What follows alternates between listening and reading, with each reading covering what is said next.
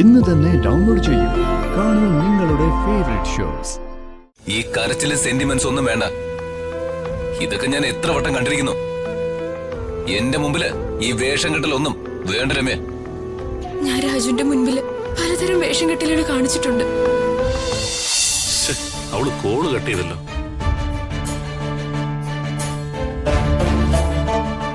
എന്തായാലും മെസ്സേജ് അയച്ചു നോക്കാം.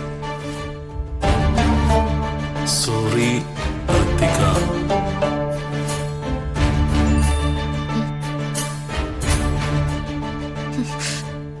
സോറി. ഇനി അവനെ അടുപ്പിക്കരുത് മോളെ. ഇനി ഈ പരിസരത്ത് പോലും വരാൻ അനുവദിക്കരുത് മോളെ. മോൾ ഇങ്ങനൊരു പൂമ്പാറ്റെ പോലെ ആകരുത്. നീ നല്ല ബോൾഡ് ആവണം. മോൾക്ക് ഇഷ്ടമല്ലാത്ത ഒരു കല്യാണം നടക്കില്ല. അതിന് നിന്റെ ഒരു നോട്ടം മാത്രം മതി. നിനക്കിഷ്ടമില്ലാത്തവൻ നിന്നോട് ആവശ്യമില്ലാത്ത കാര്യം പറഞ്ഞു വന്ന നിന്റെ ഒരു നോട്ടത്തില് അവൻ നിന്ന് വിറയ്ക്കണം.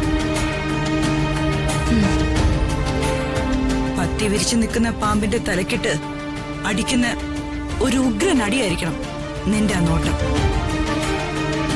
അതോടെ എതിരാളി പത്തി മടക്കിക്കോളും.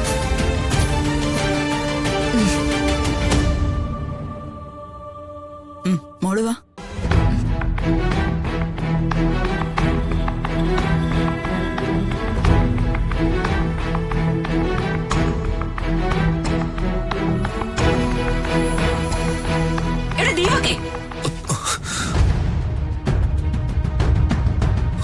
പേടിപ്പിച്ച് കളഞ്ഞല്ലോ എന്റെ അമ്മേ.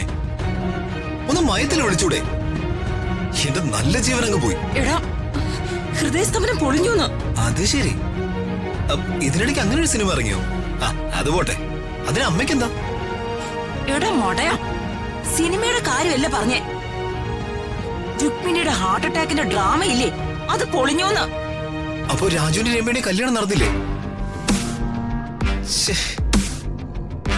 എനിക്ക് പിന്നെയും ജോലിയായല്ലോ. ഒരു വശത്ത് രാജു, മറുവശത്താണെങ്കിൽ റോഹൻ. ഈ രണ്ടിടത്തിനും ഞാൻ തന്നെ തട്ടണ്ടേ? ഓ പിന്നെ നീ കുറെ ഞൊട്ടും. എടാ വെറുതെ അവരുടെ കയ്യിൽ നിന്ന് വരുന്നത് മേടിച്ച് കെട്ടല്ലേ നീ.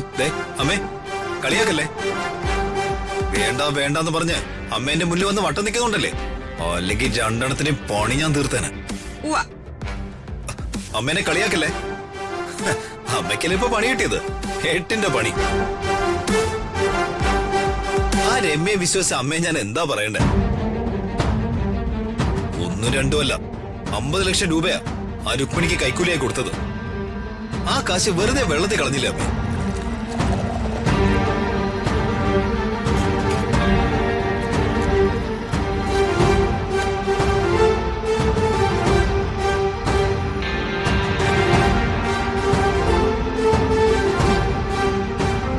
ആകാശം തുളച്ച് ഊഞ്ഞാല് കെട്ടാൻ നോക്കുന്നവളാ ഈ അംബിക.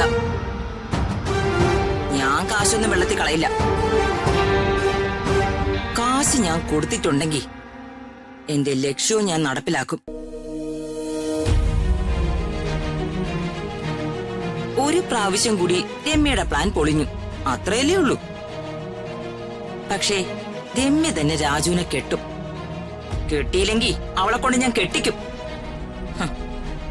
അങ്ങനെ രാജു എന്ന ഒഴിയാബാധെ ഞാൻ ഇവിടുന്ന് തുരത്തും. എന്നിട്ടേ ഞാൻ അടങ്ങൂ. അവൻ അങ്ങനെയൊന്നും ഇവിടുന്ന് ഒഴിഞ്ഞു പോവില്ല അമ്മേ.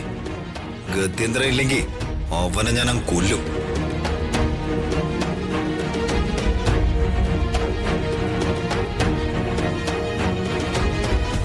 നിനക്കേ വിയ്യൂരും പൂജപ്പൂരും ഒക്കെ വലിയ ഇഷ്ടമാണെന്ന് തോന്നുന്നു.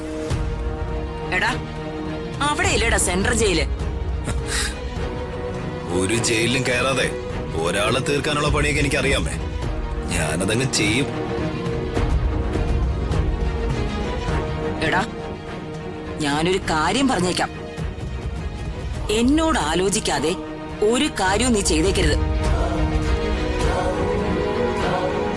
നിനക്കിത്തിരി എടുത്തുചാട്ടം കൂടുതലാ. അല്ല, അതുകൊണ്ടുള്ള ഫലം ഞാൻ കൂടി അനുഭവിക്കുന്നുണ്ടല്ലോ. എടാ ഹൃതികയുടെ പുറകെ വാലാട്ടി നടക്കുന്ന ആ രാജു എന്ന നായയല്ല നമ്മുടെ ഇപ്പോഴത്തെ ശത്രു. ഈയിടെ എവിടുന്നോ അവതാരം എടുത്തു വന്ന റോഹൻ എന്ന ദ്രോഹിയില്ലേ, അവനാ ഇപ്പൊ നമ്മുടെ ശത്രു. റോഹനെയാ ആദ്യം ഒതുക്കേണ്ടത്, അല്ലാതെ രാജുവിനെ അല്ല. അവന്റെ ജാതകം ഞാൻ തിരുത്തി എഴുതും. അക്കാര്യത്തിലെ നീ പേടിക്കണ്ട. നീയേ ആ റോഹന്റെ കാര്യത്തിൽ ഒരു തീരുമാനം എടുക്ക.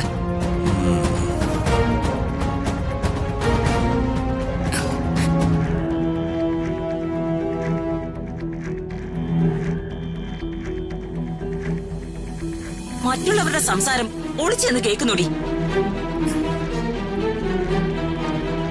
അയ്യോ, ഞാൻ ഒളിച്ചു നിൽക്കായിരുന്നില്ല. അല്ലേ? ഒളിച്ചു നിന്നതല്ലേ? അല്ലെങ്കിൽ പിന്നെ നിനക്കിവിടെ എന്താ കാര്യം? പറയടി. ഞാൻ ഇതുവഴി വന്നപ്പോ എടി, ഈ വഴി എന്താടി? പെരുവഴി അമ്പലോ? അവള് വന്ന് പാറാവ് നിൽക്കുന്നു. ഞാനും അമ്മയും തമ്മില് ഇവിടെ എന്താ സംസാരിക്കുന്ന അറിയാൻ ഒളിച്ചു നിന്നതാ ഇവള്. അയ്യോ, ഞാൻ ഒളിച്ചു നിന്നതല്ല. മിണ്ടാതിരിടി, അടിച്ചതിന്റെ പല്ല് ഞാൻ തെറിപ്പിക്കും. ഇവളെ ഹൃതിക നിയോഗിച്ചതായിരിക്കും നമ്മുടെ ന്യൂസൊക്കെ പിടിക്കാൻ. ദേ, ആവശ്യമില്ലാത്ത കാര്യമൊന്നും പറയരുതേ. എന്നെ ആരും ഒന്നും ചുമതലപ്പെടുത്തിയിട്ടില്ല. കള്ളത്തരം പറയുന്നോടി. ദേ, ചവിട്ടി എല്ലൊടിക്കുന്നിന്റെ നാരകം. ഈ നാശം പിടിച്ചവളെ ഏത് നേരവും കീറിക്കൊണ്ടിരിക്കുന്ന ആ കുഞ്ഞിനെയും കാണുമ്പോഴേ എന്റെ സർവാംഗവും വിറയ്ക്കുക.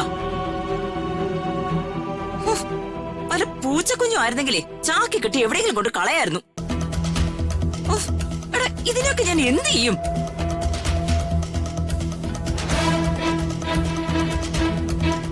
എടി, എന്നെ സ്കാൻ ചെയ്യാതെ എന്റെ മുമ്പിൽ പോടി.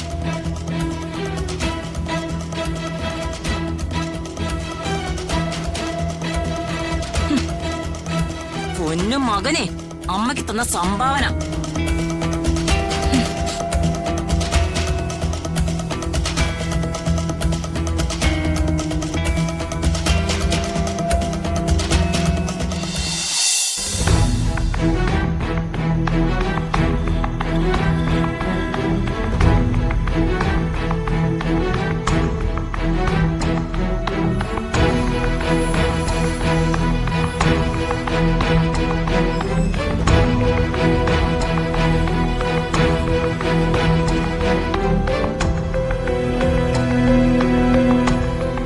രാജു, ഒന്ന് നിക്ക്.